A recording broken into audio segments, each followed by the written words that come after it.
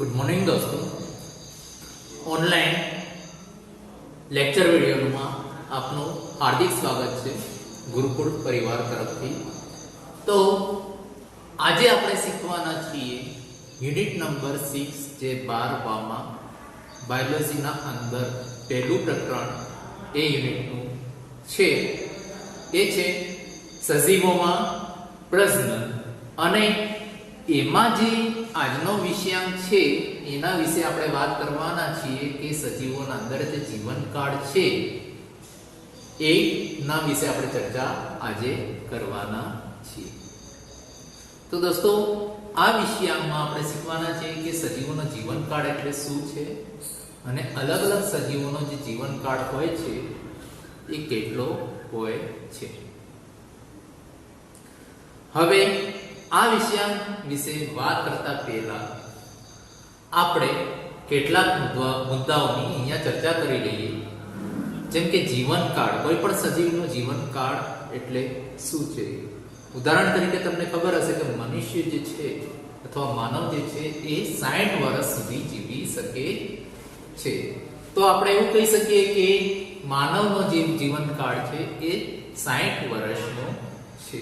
તો સૌથી પહેલા આપણે આ વિષયના અંદર ચર્ચા કરીશું એ જીવનકાળ વિશે હશે।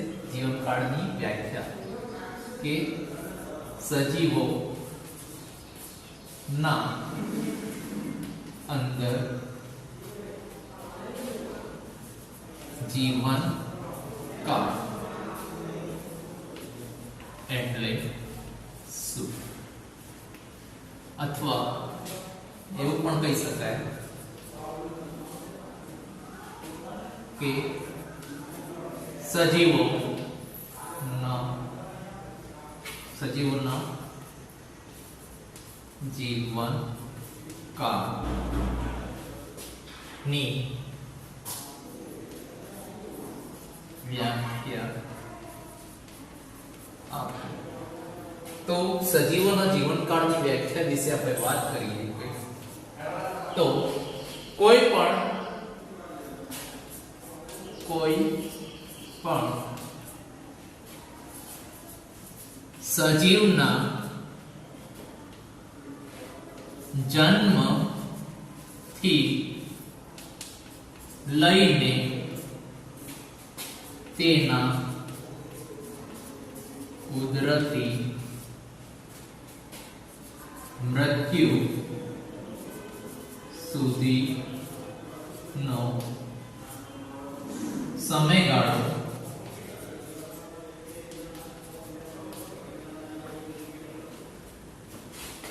તે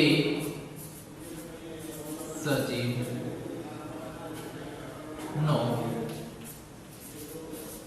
જીવનકાળ કહેવામાં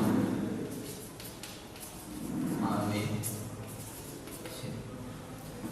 મિત્રો, આ થઈ સજીવોના જીવનકાળની વ્યાખ્યા।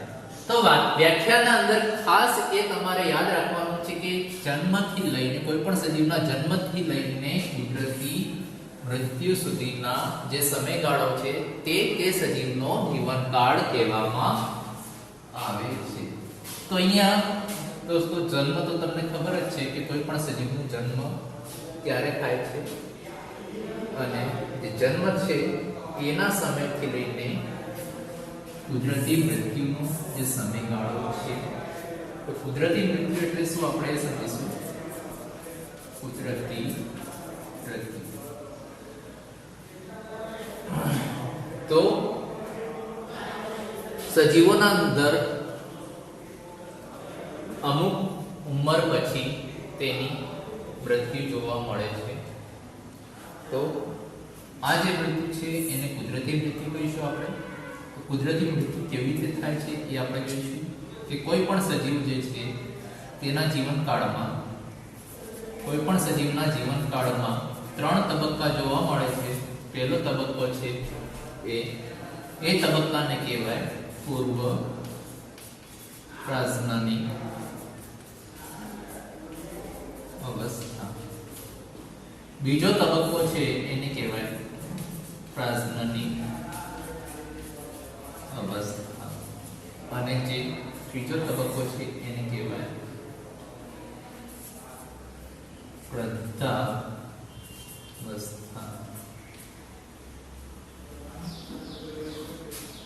તો તમે આ ત્રણ તબક્કાના અંદર જોશો તો પહેલા તબક્કાના અંદર જ્યારે સજીવ જન્મ લે છે તો જન્મ પછી એના અંદર વૃદ્ધિ જોવા મળે છે. તો જે વૃદ્ધિ થશે એના કારણે સજીવનો કદમાં વૃદ્ધિ થશે અને કોષોની સંખ્યાના અંદર વૃદ્ધિ થશે. અનેક અવસ્થાના જે અંગો છે એના અંદર વૃદ્ધિ કરે છે. તો પૂર્વ પ્રાજ્ઞાનિક અવસ્થા એ અવસ્થા છે જેમાં મોટાભાગે શરીરના અંદર મોટાભાગની વૃદ્ધિ જોવા મળે છે. તો વૃદ્ધિમાં ક્યારે થાય છે અને કેવી રીતે થાય છે વૃદ્ધિ સજીવોના અંદર એ આપણે જોઈએ તો ચયાપચયની ક્રિયાના અંદર બે ક્રિયાઓ છે, ચય અને અપચય, જે તમે શીખી ગયા છો 11મા ધોરણમાં. તો ચય ક્રિયાના અંદર સંશ્લેષણની ક્રિયા કહેવામાં આવે છે. સંશ્લેષણની ક્રિયા કહેવામાં આવે ને, અને આને વિઘટાત્મક ક્રિયા કહેવામાં આવે છે. વિઘટાત્મક ક્રિયા પણ કહી શકીએ છીએ અપચય ક્રિયાને. તો દોસ્તો, જેમ કે ચય ક્રિયાનું પ્રમાણ જ્યારે અપચય ક્રિયાથી વધારે હોય, ચય ક્રિયાનું પ્રમાણ જ્યારે અપચય ક્રિયાથી વધારે હોય ત્યારે આપણે એમ કહી શકીએ કે સજીવોના અંદર વૃદ્ધિ જોવા મળશે. સંશ્લેષણાત્મક કોને કહેવામાં આવે છે એ આપણે એક ઉદાહરણ વડે સમજીશું. ધારો કે CO2 H2O જે છે એ બનાવશે ગ્લુકોઝ. તો અહીંયા જે ગ્લુકોઝ બન્યું છે CO2 અને H2O બંને જે અણુઓ છે એ ભેગા થઈને એને C6H12O6 બનાવ્યું છે. તો આપણે એમ કહી શકીએ કે જે સરળ કક્ષાના અણુઓ હતા એ ભેગા થઈને એને જટિલ પ્રકારના અણુઓ બનાવે. તો આ પ્રકારની ક્રિયાને સંશ્લેષણાત્મક ક્રિયા કહેવામાં આવે છે. હવે આપણે જોઈએ છે કે શ્વસનના દરમિયાન C6H12O6 જે છે એનું વિઘટન થાય છે H2O અને CO2 ના અંદર, અને કેટલી શક્તિ એના અંદર ઉત્પન્ન થાય છે જે આપણે જૈવિક ક્રિયામાં ઉપયોગ કરીએ છીએ. તો અહીંયા જે ગ્લુકોઝનું છે એ જટિલ ગ્લુકોઝના અણુઓનું વિઘટન થઈને સરળ કક્ષાના અણુઓમાં એનું રૂપાંતરણ થાય છે, જેને આપણે કહીશું વિઘટનાત્મક ક્રિયા. તો દોસ્તો, ખાસ એક વસ્તુ યાદ રાખજો કે જ્યારે ચય ક્રિયા અપચય ક્રિયા કરતા વધારે હોય ત્યારે સજીવોના અંદર વૃદ્ધિ જોવા મળશે, અને જ્યારે અપચયનું પ્રમાણ ચય કરતા વધારે હોય ત્યારે સજીવોના અંદર વૃદ્ધિ નહીં જોવા મળે, એટલે કે તેના અંદર વૃદ્ધાવસ્થા આવશે. તો આ વસ્તુ ખાસ યાદ રાખજો. તો હવે તમને ખબર પડી ગઈ હશે કે પૂર્વ પ્રાજ્ઞાનિક અવસ્થાના અંદર જે સજીવોમાં મોટાભાગના અંગોના અંદર વૃદ્ધિ જોવા મળે છે, અને સજીવ શરીરનું જે દેહ છે એ કોષોની સંખ્યા અને કોષોના કદમાં વૃદ્ધિ પામે છે. પણ પૂર્વ પ્રાજ્ઞાનિક અવસ્થાના અંદર સજીવ તે પોતાના જેવા સજીવનું નિર્માણ કરી શકતું નથી. તેને નિર્માણ કરવા માટે એને બીજા તબક્કાના અંદર પ્રસાર થવો પડે છે. એ તબક્કાને આપણે કહીશું પ્રાજ્ઞાનિક અવસ્થા. તો પ્રાજ્ઞાનિક અવસ્થાના અંદર સજીવ શું કરશે? તે નવા સજીવની ઉત્પત્તિ કરે છે. અહીંયા તે નવા સજીવની ઉત્પત્તિ કરશે. અને જે પૂર્વ પ્રાજ્ઞાનિક અવસ્થામાં છે તો સમજાવી દીધું છે તમને, વૃદ્ધિ જોવા મળશે. બરાબર. આપણે પ્રાજ્ઞાનિક અવસ્થાની વાત કરીએ તો એના અંદર શું થશે કે હવે સજીવ શું કરશે? નવા પ્રકારના પોતાના જેવા જ સજીવની ઉત્પત્તિ કરશે. તો આ પ્રકારના સજીવોના અંદર નરજન્યુ અને માદાજન્યુ ઉત્પન્ન થાય થાય છે અને એ જન્યોની મદદથી અહીંયા યુગ્મનસનું નિર્માણ કરશે અને યુગ્મનસ જે છે એમાંથી ભ્રૂણ વિકાસ પામીને નવા સંતતિની ઉત્પત્તિ થાય છે. હવે આપણે વાત કરવાની છે જે છેલ્લી અવસ્થા છે વૃદ્ધાવસ્થા. તો વૃદ્ધાવસ્થા ક્યારે આવે છે મિત્રો? તો એ તમને સમજાવી દીધું છે કે જ્યારે અક્ષય ક્રિયાનું પ્રમાણ જય કરતા વધી જાય ત્યારે સજીવ શરીરના દેહના અંદર જીર્ણતા આવે છે. અહીંયા જો આ ક્રિયાનું પ્રમાણ આગળ વધુ વધતા સજીવનો જે અંગ અથવા અંગતંત્ર હોય છે તેની ક્રિયાશીલતા પણ નબળી પડી જાય છે.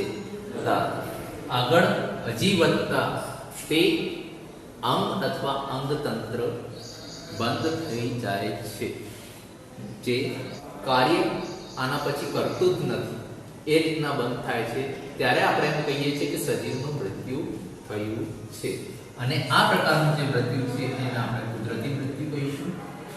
હવે મિત્રો આપણે આગળના મુદ્દામાં વાત કરીશું કે સજીવોનો જીવનકાળ એ કયા સીમાંતોના વચ્ચે હોય છે. તો સીમાંતોની વાત કરીએ તો આપણે કેટલાક સજીવો એવા છે, કેટલાક સજીવો જે છે જેમનું જીવનકાળ જે છે તે કેટલાક દિવસોનું હોય છે, જ્યારે કેટલાક સજીવ એવા છે, કેટલાક સજીવો જે છે જેમનું જીવનકાળ તે કેટલાક વર્ષોનું હોઈ શકે છે. આ બે સીમાંતોની વચ્ચે સીમાંતોની વચ્ચે મોટા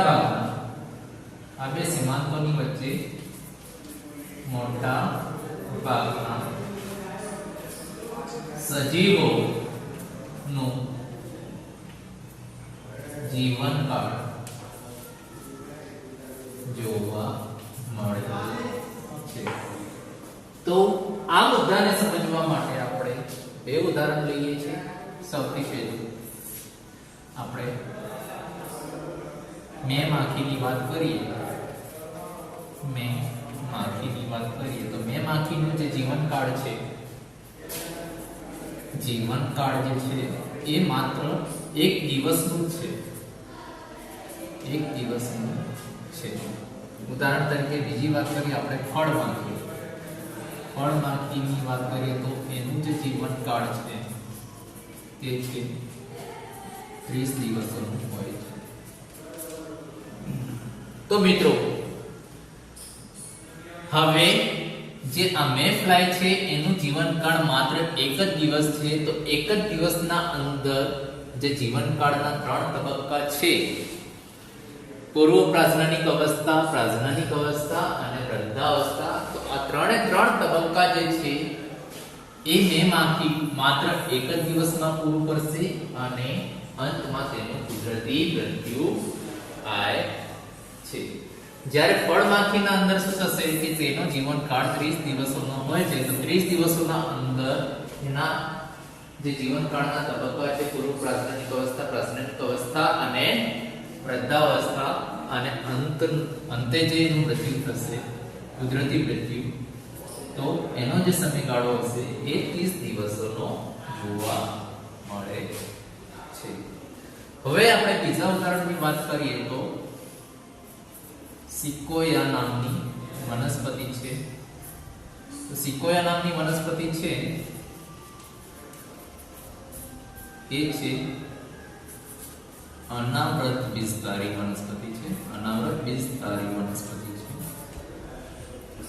હવે આ જે સિકોયા નામની વનસ્પતિ છે એ અનાવૃત બીજધારી વનસ્પતિમાં સૌથી ઊંચામાં ઊંચી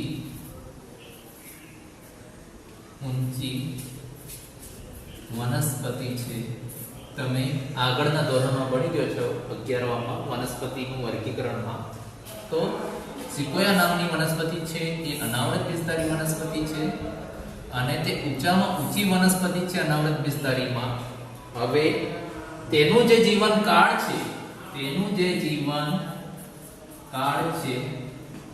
તો એનો જે સમયગાળો છે એ 4000 વર્ષો સુધીનો છે.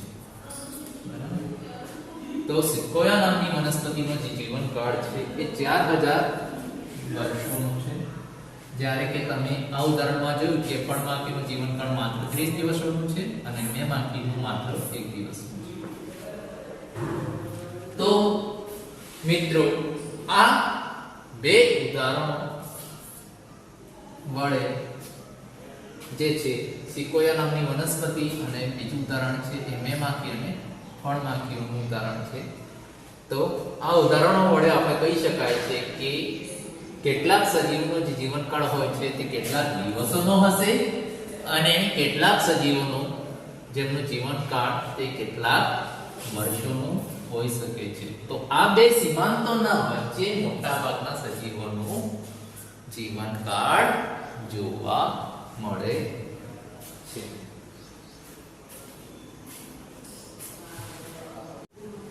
હવે મિત્રો આપણે આગળના મુદ્દામાં વાત કરીએ તો શું સજીવોનો જીવનકાળ તે ખરેખર સજીવોના કદ ઉપર આધાર રાખે છે કે નથી રાખતો તેના વિશે આપણે સમજવાનો પ્રયત્ન કરીએ. તો આ જે વસ્તુ છે એને આપણે ઉદાહરણ વડે સમજીશું. ઉદાહરણના અંદર આપણે સૌથી પહેલા પ્રાણીમાં પક્ષીઓનું ઉદાહરણ લઈશું. પક્ષીઓના અંદર કાગડો અને પોપટનું ઉદાહરણ લઈશું અને બીજામાં આપણે વનસ્પતિના અંદર વૃક્ષોની વાત કરીશું. વૃક્ષોના અંદર પીપળ અને કેરીનું ઉદાહરણ લઈશું. તો મિત્રો કાગડો અને પોપટ એ બંને મોટા ભાગે સમાન કદના છે. પીપળ અને કેરી પણ મોટા ભાગે સમાન કદના છે. પણ જ્યારે તમે કાગડાનું જીવનકાળ જોશો તો કાગડાનો જે જીવનકાળ છે એ છે માત્ર 15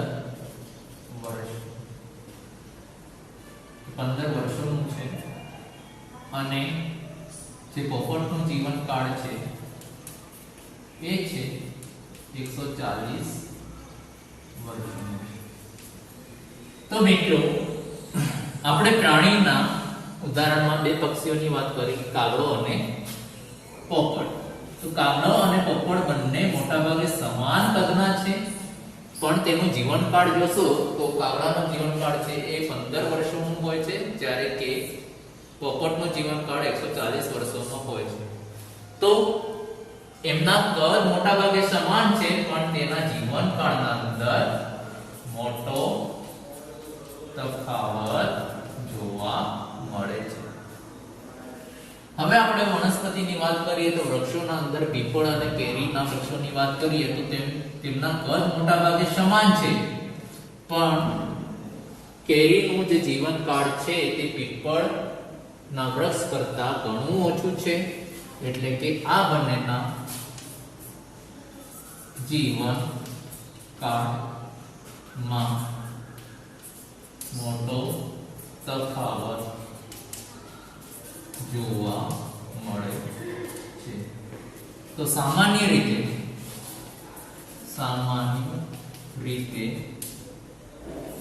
પીપળના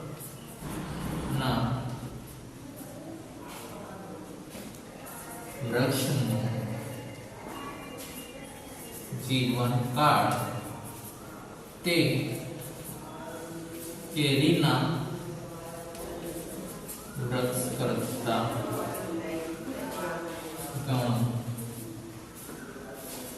વધારે હોય છે. તો મિત્રો આ બે ઉદાહરણમાં આપણે શીખ્યા કે સજીવોના કદ સમાન હોય તો પણ તેના જીવનકાળમાં તફાવત જોઈ શકાય છે. એટલે આપણે એમ કહી શકીએ કે સજીવોનો જીવનકાળ તે તેના કદ ઉપર આધાર રાખતું નથી.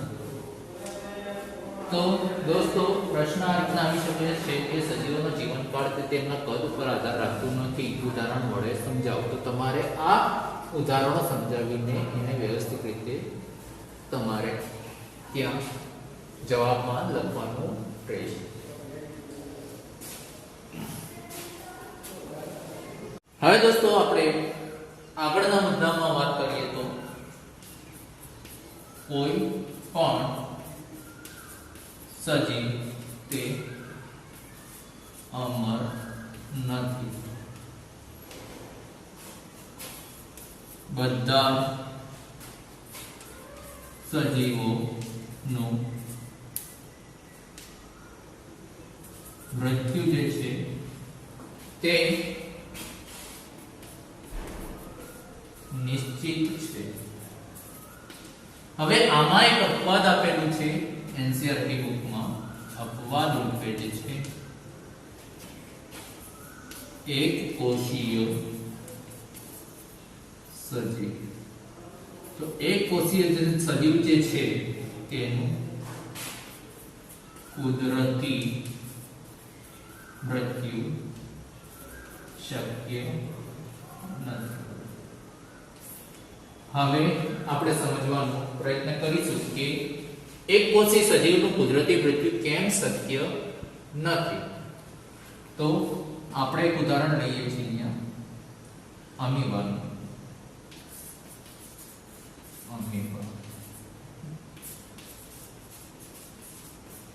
તો અમીબાના ઉદાહરણમાં આપણે જોઈશું કે અમીબા જે છે એ એક કોષીય પ્રાણી છે. આપણે બધા જાણીએ છીએ. હવે આ એક કોષીય પ્રાણી જે છે એ અહીંયા દ્વિવિભાજન દ્વારા પ્રજનન કરે છે, જે આપણે શીખવાના છીએ. તો દ્વિવિભાજન કરીને અહીંયા બે નવી સંતતિ ઉત્પન્ન કરે છે. હવે આ જે બે નવી સંતતિ ઉત્પન્ન થશે, બે નવી સંતતિઓ જે ઉત્પન્ન થશે તે નવી હશે.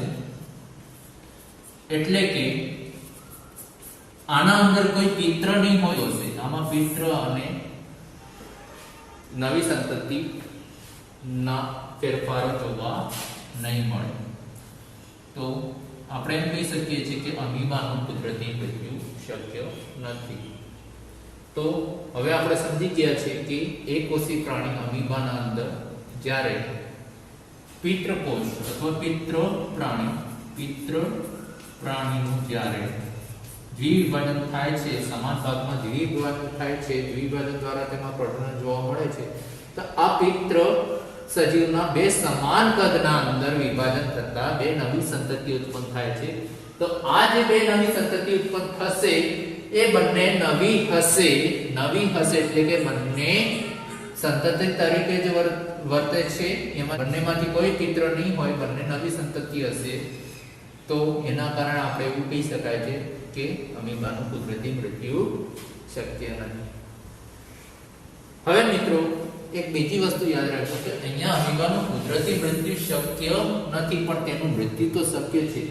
અમીબા ભાઈ અમર પ્રાણી નથી, તેનું મૃત્યુ તો છે જ, પણ અહીંયા કુદરતી મૃત્યુ શક્ય નથી. એટલા માટે એને અમર પ્રાણી તરીકે ગણવામાં આવે છે.